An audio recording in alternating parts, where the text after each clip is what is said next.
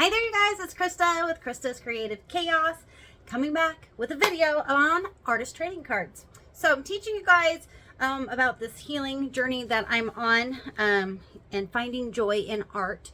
I'm having a hard time because of personal things we're going through. We lost my brother last month suddenly. He was my little brother. It was really weird to be the big sister and not be able to protect him.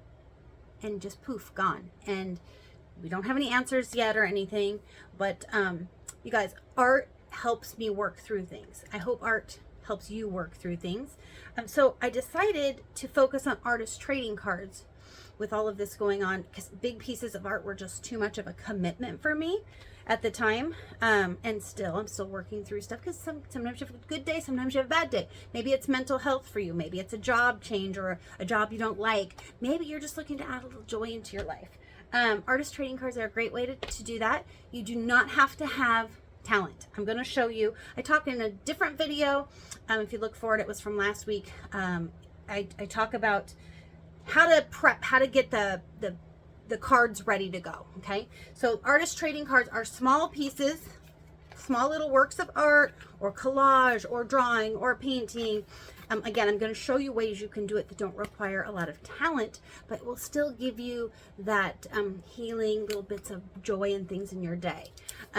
So these are just some cardboard that I cut out today. This is packaging from an organizer that I bought, that I have here in my little art room. Some people will call it a craft room, and to me it's an art room. And so these are just scrap cardboard. I'm going to show you how we prep these. So last week I talked about artist trading cards being 2.5 inches by 3.5 inches. That's the biggest thing about an artist trading card. It needs to be 2.5 by 3.5, because then it fits in your trading book, if you have a trading book, or in a trading sleeve. I just got a new one in the mail today. So I trade with people through the mail. I trade with people in person. Sometimes I make them just for myself. Look at how cute this one is. It came today from Esther. So thank you, Esther, for that. Love it. But you can see, you guys, some of them are collaged. Some of them are part painted. Some of them have stickers on them, and the background may be hand done. Some of them, like this one's mixed media. This one's hand painted completely. This one is stamped and painted. So many different ways to do them. I do show more cards in other videos as well, but I just wanted to make this one because I was creating some backgrounds and I thought, oh my gosh, you guys, I should make a video about this.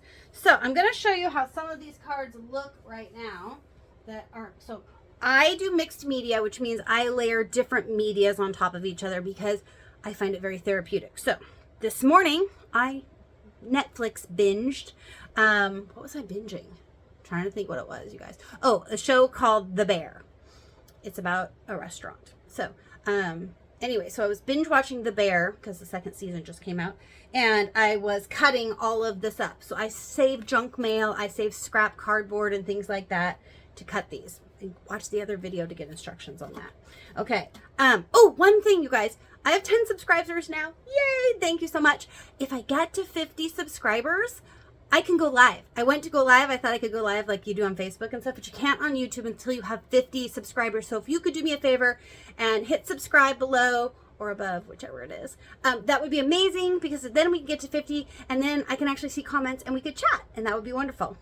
If you do decide to start making artist trading cards with me and you want to trade with me, drop a message below or email me at salessmith, that's SALESSMITH @gmail.com, and I'll give you an address to send it to. So these are some backgrounds that I made earlier. I'm going to make some with you now and show you how I make them. It's super simple to do. And I was like, sometimes, you know, when you do something a lot, do you ever like not realize like other people don't know how to do it, right? And so it would be nice to share. Sorry, I had to turn that fan. It's really hot here in Washington, which is crazy. It's never hot in Washington.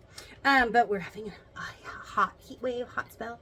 Anyway, so I want to show you how I do it. So I just take some inexpensive paints, whatever paints you have, could be craft paint, whatever you've got. So I have these types of paint. This is Artist Loft. Some of it is Liquitex. Some of it is Amsterdam. It just depends on what I happen to have on hand.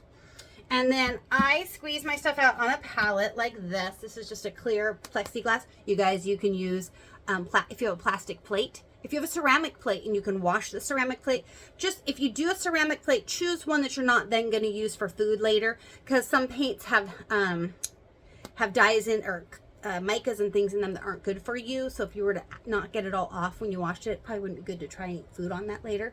But you can get plastic paints or plastic plates from the store, and you can use those as little palettes as well. And of course there are paint palettes too, but I like these because I like to leave all my paint on there, because acrylic, if you're using acrylic paint, it will dry and it won't pick up with the next color, so it'll be great. And then you'll just have this pretty, and then if you look up from the other side, you can see the other paints that were put down first. And then I just like the look. I don't know, it kind of reminds me of a Milky Way right now. Not the candy bar, but the sky. So you guys could use watercolor to create a background like this. If you're going to use watercolor, you would just do a wash on the background, which means use your watercolors and then use lots of water and wash a background. I'm going to show you how to do it with the acrylics. And then this little coupon-y card came in a package I got from Thrift Books today. I ordered some books from Thrift Books, and they always include these little cards, like a voucher, a wine voucher for one of their advertisers. And so I use them for paint scrapers. And so I've squirted out 2 colors here. I've squirted out this lime green and then this turquoise here. And then I'm going to show you what I'm going to do. So I'm going to point you down to the card. Okay, just a second. Okay. I always put this here happens to be a shopping bag, just a grocery bag. And now I'm going to show you, you can do it on either side of this card, and you're going to get 2 different effects if you do it on the paper side of it or if you do it on the glossy side. Now I am going to be painting on this, so that means anything I adhere after I paint, you guys, will stick to it because it will stick to the paint. So I just scoop up some paint and literally we're just going to wipe it on here. Like I said, no talent required, okay? I love artist trading cards because I can do them in stages.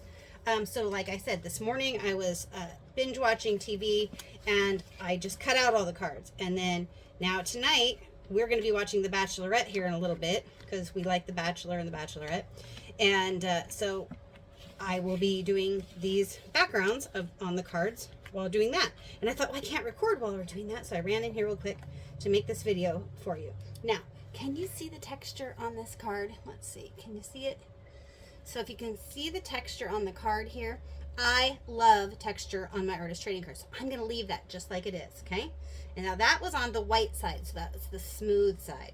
Now I'm going to make one for you using the brown side, which is the cardboard side. Now this side will suck in more paint. So, and then the reason I do this also on this brown shopping bag is, guess what? This shopping bag, I like to make it messy. I try not to stay super clean when I do it because this bag is going to become a background paper for an artist trading card in the future. What I'll do in the future is I would take an artist trading card, probably use one that's on a thinner paper, and then this will be so covered with paint that I will then cut it up and I will use it for a background to glue to my card top. It will be wonderful. So I just love that. I love having stuff like that on hand. So I'm just gonna scrape this paint off of here, and I think I'm gonna add a different one to this. Now I do have an idea what I'm gonna put on these cards, just because I had a little epiphany today what I wanted to do. But you guys, you do not have to know what's gonna go on the card later. Just pick colors that make your heart sing for the backgrounds, okay? And so I wanted to do greens and blues in the background. Now, I know I'm going to be putting some flowers on top of these when these are all dry and said and done. Am I going to do it today? I don't know. Maybe tomorrow. Maybe 2 weeks from now. Maybe a month from now. Or maybe I'll only do flowers on a couple, and then I'll end up doing a frog or something like that on it. Maybe I'll find stickers that I like that kind of go with this color theme that I have on here. Not sure, but I will have all the backgrounds ready to go so that then I can glue or stick other things on them or draw on them. So now with this side, do you guys see how I'm getting those stripes? That's the cardboard sucking the paint in. So it's a completely different look than this one.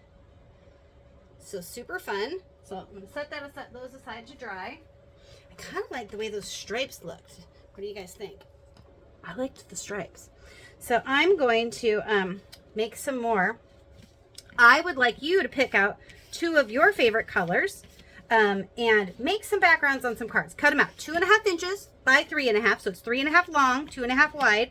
Now, when you actually go to put your final cards together, you can make them this way. That's fine. It's just the dimensions need to be 2.5 by 3.5. Don't worry if the back gets yucky, because usually on the back you're going to handwrite your name, the date. If you want to title them, some people title their cards, some people don't. Some people will even put the types of media they use. Like if I finish like on a card, let's see here. Here's some cards I've done. Sometimes I make a card and I can't give it away. I just love it. So like this one here, I might say, okay, this is a playing card. This is bleeding tissue paper, artist tissue paper. Yes, that's a thing, bleeding tissue paper. I'll do a video on that sometime. And then I will say sticker. This is a sticker. It cracks me up. It's Da Vinci and the Mona Lisa on a date. Anyway, and then this one, if was on the back, I might write hand-painted background, sticker, jewels, and then I have to think about what this is called, paper ephemera and Brad. You know what I mean? So you don't have to write all that on the back. You can just sign your name and date it too. I do that too. It just depends on who I'm sending it to. Sometimes they'll say, can you put on the back what you used? Here's another one I made. This one is got a hand-painted background. It's got a sticker. It's got paper flowers on there. So many different ways to do it, you guys. But my challenge for you is to not just think about it, but just make some backgrounds. Make some cards with some backgrounds. So I'm in the middle of doing this one right now. Just make some backgrounds on cards. Make 5 of them, okay? Pick 2 colors of paint. Just 2 colors of paint. Dollar store carries paint if you don't have any on hand. Michael's, Hobby Lobby, shoot, you can get paint at Target, you can get paint at Walmart. Walmart, actually, if you're watching your pennies, they have paint for a really reasonable price too. Now this one, I'm painting it much darker than I did on the other ones. And I like I said, I like this mixed media background. And I like it to be chunky. You see how chunky that paint is on there? I want to see the chunks of paint when it dries. So it's going to take it quite some time to dry. So if you have cats or dogs or little kids, little hands, you'll have to put it somewhere to dry that they can't get it. Something to think about is you could line a baking sheet. I'm going to show you my baking sheet I have right here. I don't have little kids or cats. I do have dogs. But I have this baking sheet. And so my cards that are in progress, they're all sitting here. Meaning pieces that I know I want to stick down on them are laying on top of the painted backgrounds. And then I just set them all here. And then I'll have a time where I'm feeling creative and want to put them together. Other times, not feeling creative. And so all I do, cut out cards. I trace them. I take a playing card to trace because that is the proper size. And then I trace onto my cardboard, my junk mail. And then or like I said, packaging. And then cut them out. And then other times I'm not feeling super creative, but I'm okay enough to do 2 colors, like tonight when I'm watching TV. I can't be thinking creatively when I'm watching TV, but I can paint backgrounds. So I want challenging you. 5, make 5, at least 5 backgrounds, take a picture of it, and then comment below and tell me mine are done. Okay? And again, subscribe to the channel if you could. When we get to 50, I would love to be talking with you guys live when I'm doing these, because then my videos can be longer and we can be chatting and you can be asking questions and all the things. Because I'm sure, I know when I watch videos, I see things in the background of people's rooms and whatever, and I'm like, oh, what is that? Or what is that? I want to know what that, you know what I mean? It's so cool when you can answer in live time, because then maybe you have a follow-up question. So, and feel free to email me, sales, S-A-L-E-S, Smith, S-M-I-T-H, @gmail.com if you want to trade cards with me. But my challenge for you is to not just watch the videos, but actually make 5 backgrounds on cards, so you have a little stash, so you're ready to create with us when I make the next video and give you some ideas of what to do after the background. And you guys, hint, sometimes, just a little tip, sometimes the backgrounds are so cool you won't want to do anything else to it. That will be the card, and that's okay too.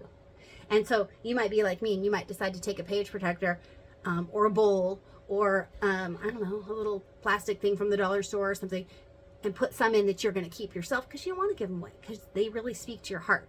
So, and that means it's helping. Okay? You guys have a wonderful evening. Message me, comment below. Thumbs up is always helpful. Subscribing is even better. Appreciate you.